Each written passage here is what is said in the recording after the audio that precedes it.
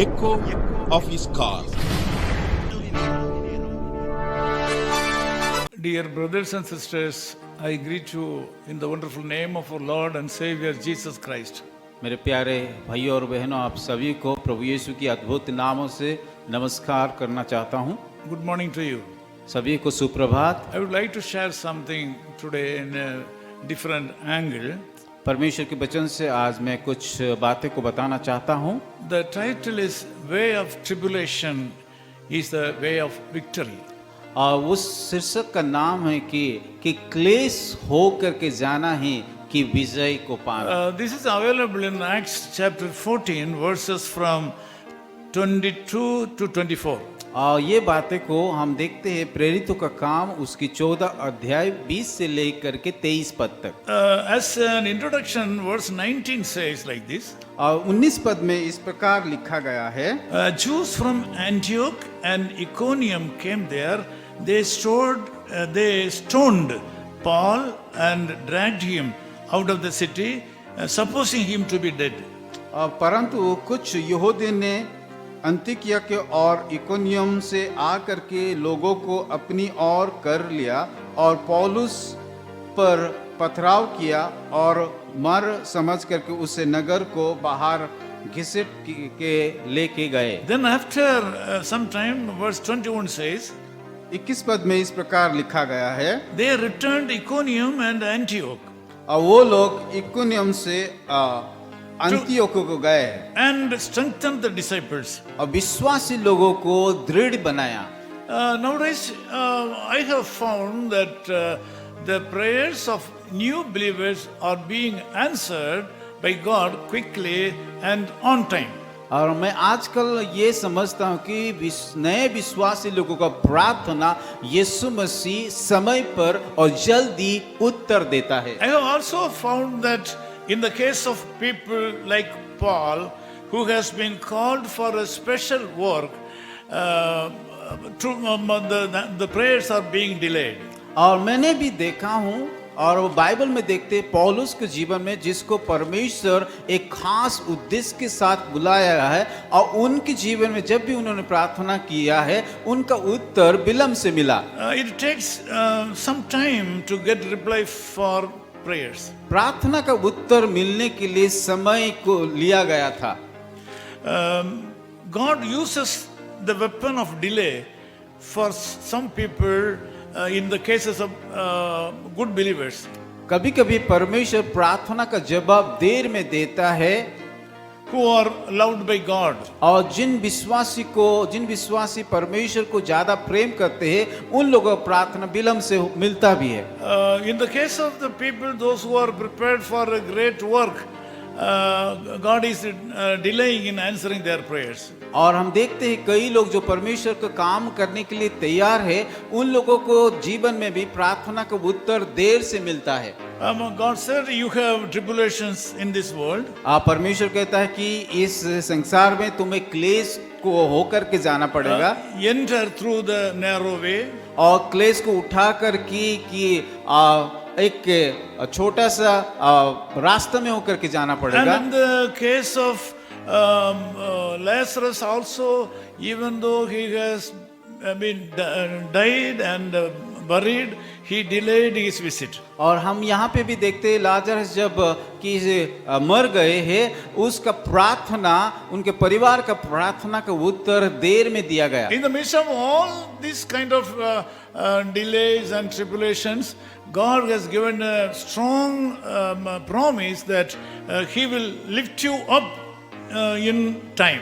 ये हमारे जीवन में कभी कभी दुख आता है, क्लेश आता है, उनके मध्य में परमेश्वर सही समय प्रार्थना का उत्तर दे करके अपना सिर को ऊंचा उठाने के लिए तैयार है। I will lift you up in my time.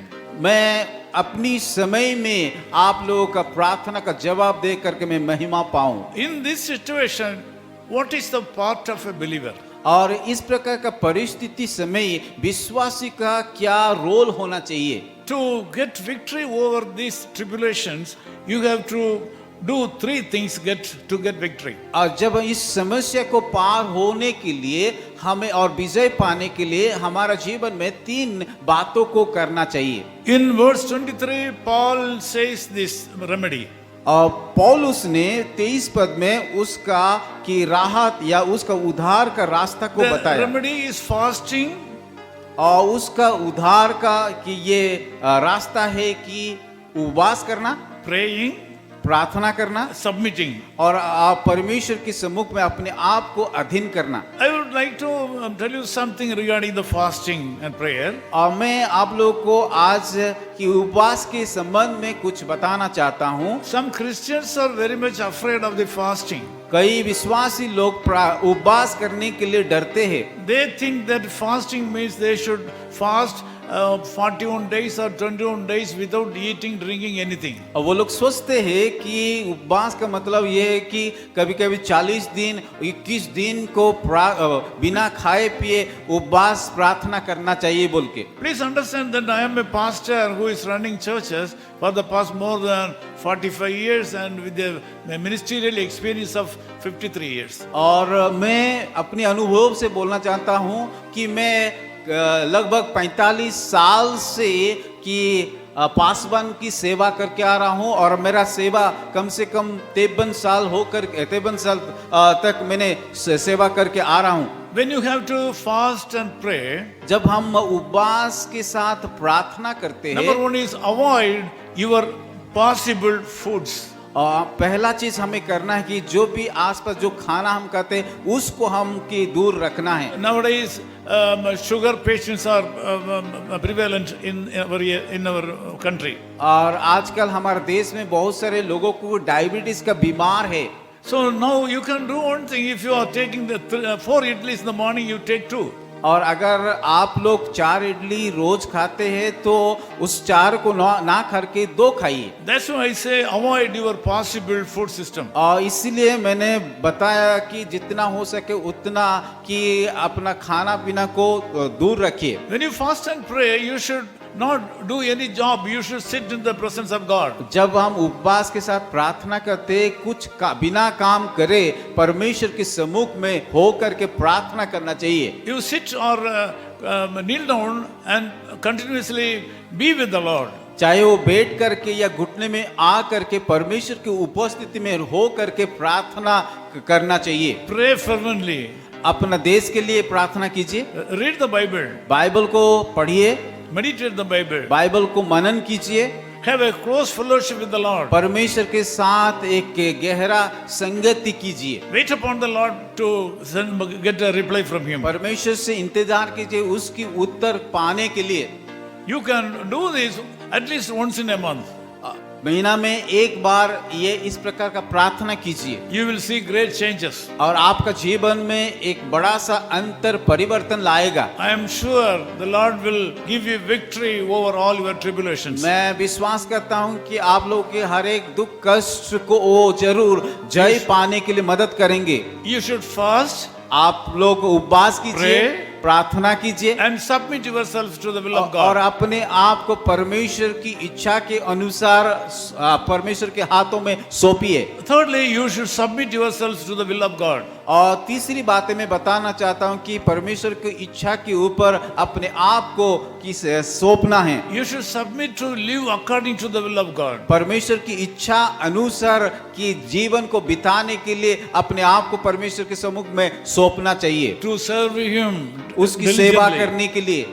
And God will certainly do great miracle in your life. जब आप इस प्रकार करोगे परमेश्वर आप लोग को जीवन में जरूर आशीष करेंगे। Today, come to the point of doing all these things. आज हम निर्णय लेंगे ये सारे बातों जो सुना है उसको करने के लिए। And God will certainly bless you today. परमेश्वर निश्चित तौर से आप लोगों को आशीष करेंगे। Thank you, Lord. Thank you for hearing my message. धन्यवाद देते हैं कि हमारा ये संदेश को सुनने के लिए। Let me pray with you. आप लोगों को मैं प्रार्थना करना चाहता हूँ। Loving God, we thank you so much for this wonderful time to speak to my people. यार खुदावन इस सुंदर समय के लिए हम धन्यवाद देते हैं कि आप लोग को आपकी वचन से द्वारा बातें करने के लिए मुझे मौका देने के लिए भी धन्यवाद। Lord, I ask you to continue to bless them.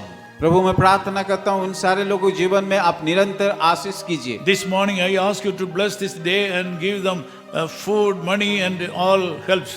प्रभु मैं आज की सुबह प्रार्थना करता हूँ उन सारे लोगों को तमाम रीति से आप आशीषित कीजिए, Bless their families. उनके परिवार को आशीषित कीजिए। And thank you so much for this wonderful time. धन्यवाद देते फिर से आज इस सुंदर अवसर के लिए। In Jesus' name we pray. यीशु मसीह के नाम से हम मांगते हैं, आमीन। आमीन।